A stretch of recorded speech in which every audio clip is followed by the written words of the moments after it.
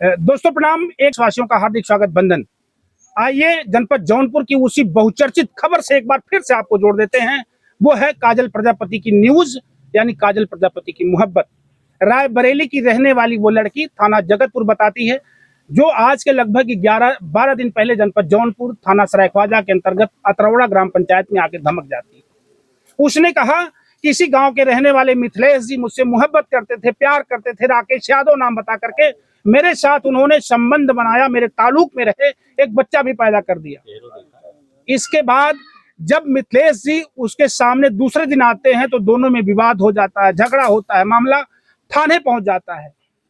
पता चलता है यहाँ आने के बाद कि राकेश यादव नहीं, राकेश जाति की कुछ और है। मामला थाने पहुंचता है, राकेश का नाम मिथिलेश हो जाता है। इसके बाद थाने से निर्णय प्रशासन ने लिया कि इसको रायबरेली भेजा जाए। आप जाओ रायबरेली, वहां से अपने प्रधान को कुछ कागजात और 2 सिपाही लेकर के आओ, फिर मिथिलेश के साथ रहने की आज्ञा मिलेगी या अनुमति मिल पाएगी। वो लड़की न्याय की गुहार लिए हुए शाम 7 बजे थाना सरायख्वाजा को छोड़ती है और पदयात्रा, टेम्पो यात्रा, भटकना, रात भर भटकना, बरसात में भीगना और सड़कों पर रात गुजार देना। फिर एसपी साहब के कार्यालय में पहुंच जाती है, वहां लाइन लगाती है, एसपी साहब से मिल करके अपनी अपील करना चाहती है, अपनी तकलीफ बताना चाहती है। मुलाकात नहीं होती, शाम हो जाती है, फिर रात सड़कों पे गुजर गई। दूसरे दिन एडीएम साहब से मुलाकात होती है, उन्होंने सीओ सदर को मार्क किया कि आप जाओ और इसकी जांच करो, लेकिन ये भी सुनवाई नहीं हो पाती है। तीसरी रात में वो तीसरे दिन दोपहर 12 बजे यहाँ आ जाती है अतरौड़ा ग्राम पंचायत में। तब से लगातार वो अतरौड़ा ग्राम पंचायत में डटी हुई है। मिथिलेश जब आते हैं, इसके बाद ताला बंद करके फिर दोबारा से लापता अपनी पहली पत्नी सीता के साथ हो जाते हैं।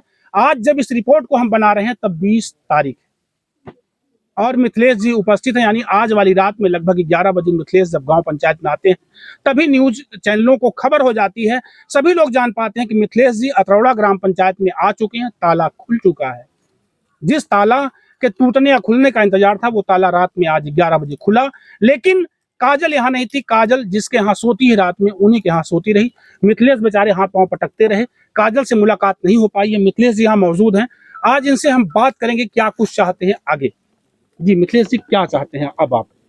बस हम यही चाहते हैं कि भाई जनता हमको जो कि निर्णय दे। अब मतलब गलती तो वो भी की है, हम भी किए हैं। अब वो तो मतलब जो कि अपना गलती इनमार की जनता के सामने, मैं तो था नहीं, गलत तो मैं हो ही गया हूँ।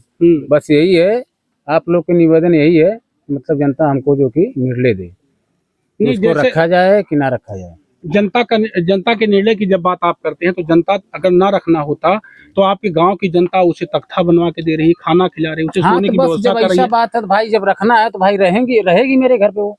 तो जब आपके घर पे रहेगी तो आप पहले से शादीशुदा हैं, आपके पास भी एक पत्नी है, 3 बच्चे हैं, उसका नाम सीता है। तो जब वो रहेगी, मतलब काजल आपके साथ दोनों रहेगी, मगर ये यहाँ पे नहीं रहेगी। पहली वाली यहाँ पे नहीं रहेगी और ये यहाँ पे रहेगी। अच्छा, पहली पत्नी को कहाँ रखेंगे आप? वो कहीं भी रहेगी, उसको खर्चा चाहिए। वो बोली है कि मेरे को खर्चा चाहिए, हम कहीं भी रहेंगे, अपना बच्चे लेके अपना कमा खा लेंगे। क्या लगता है मिथिलेश जी, अगर पहली पत्नी आपकी कहीं रहेगी, आप खर्चा खराबा उसको देंगे, अगर वो वहां रह करके इस संपत्ति पर आपत्ति नहीं जताएगी जिस पर आप काजल को रखेंगे? नहीं, क्यों नहीं जताएगी?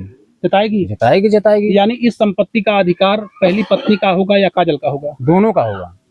इसमें आपकी संपत्ति में काजल हकदार बनेगी, ये कैसे आप घोषित करेंगे? भाई जो हमारी औरत बन जाएगी तो उसको भाई रहना पड़ेगा, लेना पड़ेगा। नहीं, इसको औरत कैसे बनाएंगे आप? कोर्ट से बनाएंगे या मंदिर से शादी? अब वो हमारी गांव वाले समाज बताएं कहाँ, मतलब जो कि क्या करेंगे। जैसे उसको रखे हैं, मतलब हम नहीं थे, अच्छा किए, मतलब उसको अपने घर पे खिलाए पिलाए सुआए, हमारे लिए भाई अच्छा किए हैं, ऐसी बात नहीं है गलत किए हैं। तो जैसे जनता उसको सहयोग दी है, उससे हमको भी सहयोग दे, हमारा भी निर्णय सुने। हम यही चाहते हैं कि भाई वो भी मतलब जो कि औरत है, कहीं से भटक के आई है, अगर हमारे प्रति अगर आई है तो यहाँ पे रायबरेली से आई है। रायबरेली से आई है। अच्छा, आपके टच में ये रही तब तो भटक के आई, ऐसा नहीं कि आपके बिना संबंध के? प्यार मोहब्बत तो था, संबंध भी था, सब कुछ था, ठीक है, सब कुछ। आपको खर्चा बर्चा भी देती थी वो? कौन? काजल खर्चा बर्चा नहीं देती, काजल को मैं देता था। अच्छा, काजल ने पैसा दिया? काजल 1-2 बार पैसा मेरे को दी है। ये झूठ नहीं बोलने का, काजल 1-2 बार पैसा हमने दी है। हाँ, हम अपनी मजबूरी सुनाए हैं तो पैसा दिए, ऐसी बात नहीं है। दी है। अभी आप क्या चाहते हैं? आप अब अंतिम निर्णय आपका क्या होगा? आज अंतिम निर्णय बस यही है कि भाई जो कि जब वो रहना चाहती है तो उसको रखेंगे, बस लास्ट निर्णय यही है। अच्छा, भविष्य में अगर वो आपके साथ रहती तो आपकी पहली पत्नी से 3 बच्चे हैं, तीनों बच्चे इसके बच्चे से बड़े हैं और आपकी पत्नी पहले वाली जो है वो इससे हिष्ट पुष्ट तंदुरुस्त है, तो पता चला तीनों बच्चे और पत्नी लपट करके अगर इसके साथ कोई दुर्व्यवहार नहीं, करेंगे, कोई मारेंगे, नहीं पीटेंगे, तब कौन कुछ भी जिम्मेदार नहीं होगा? होगा, कुछ भी नहीं होगा, उसका जिम्मेदार अच्छा, नहीं। मान लीजिए इतना बड़ा समाज है, इतनी बड़ी सोशल मीडिया है, जमाने के लोग आपको देख रहे हैं, सबकी निगाहें काजल की सुरक्षा को लेकर के एक जवाब ढूंढ रही हैं, तो ऐसे में आप क्या जवाब देश दुनिया के सामने देंगे? काजल कैसे सुरक्षित रहेगी आपके सामने? क्या गारंटी दे रहे हैं आप? हमारे साथ रहेगी सुरक्षित, और किसके साथ रहेगी?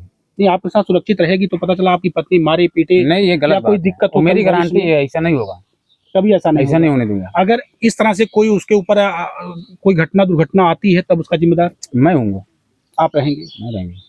जी दोस्तों, आप सुन पा रहे हैं, आप मिथिलेश जी हैं और यही है काजल के प्रेमी जो काजल से मोहब्बत किए थे। काजल बताती कि 3-4 साल पहले मेरे संपर्क में आए थे और ये लगातार मेरे साथ शारीरिक संबंधों में बने रहे, अपने घर भी लाए थे और ढेर सारे जो कुछ भी है, वीडियो में बहुत कुछ बताना नहीं है, सब कुछ आप लोगों ने देख लिया है। कुछ मेरे पत्रकार साथी ने बाल के खाल निकोल करके आपको बता दिए हैं कि इनकी मोहब्बत उसके साथ कैसी रही है। बहरहाल ऐसी पत्रकारिता से मुझे घिन आती है जब लोग उस महिला से सवाल करते हैं, कुछ ऊल जलूल बातें कर रहे थे।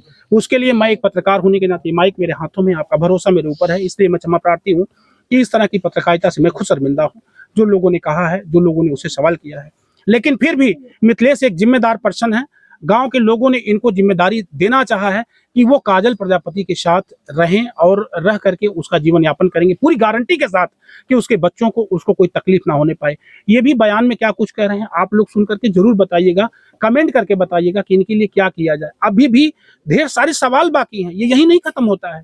अभी आगे सवाल ये है कि क्या इनकी पत्नी आएगी उसके सामने, क्या बातचीत करेगी उससे, क्या गांव की जो पंचायत है, इस पंचायत के सामने सीता आकर के अपने बच्चों को लेकर के आपसे अपने अधिकार की बात करेगी?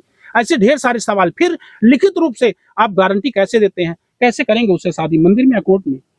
हमारे भाई बंद जो है जैसे कहेंगे वैसे कर लेंगे। अच्छा, ये भाई बंधु जब पहले दिन आपसे मुलाकात किए थे तो लोगों ने यही कहा कि मिथिलेश, इस पत्नी पर यानी काजल को आपके साथ रहने का अधिकार है। तब फिर आज 12 दिन गुजर गया, 13वें दिन आप यहाँ बैठे हैं, तो 13 दिन तक ये गांव बंद के लोगों की बात क्यों आपके समझ में नहीं आई? समझ में इसलिए नहीं आई, हम भी थोड़े मजबूर थे। जब अच्छा। से यहाँ पे हम गए, यहाँ से जिस दिन मैं आया था, मेरे को पुलिस वाला पकड़ के लेके गया, बंद किया, उसी दिन से मैं गया था। ठीक है, उसी दिन से हमारी वो वाली औरत का तबीयत खराब था। ठीक है, उसको मतलब जो कि यहाँ से वो आई थी, यहाँ घर पे आई थी, एक रात रही थी यहाँ पे। यहाँ से जब गई उसकी तबीयत खराब हो गई, तबीयत खराब हो गई, उसको टेंशन हो गया, क्या हो गया, तबीयत खराब हो गई। उसी दिन से उसका तबीयत खराब था, उसी दिन उसको लेकर परेशान था, इधर उधर मतलब दौड़ होता था, इसीलिए मैं यहाँ पे नहीं आ पा रहा था।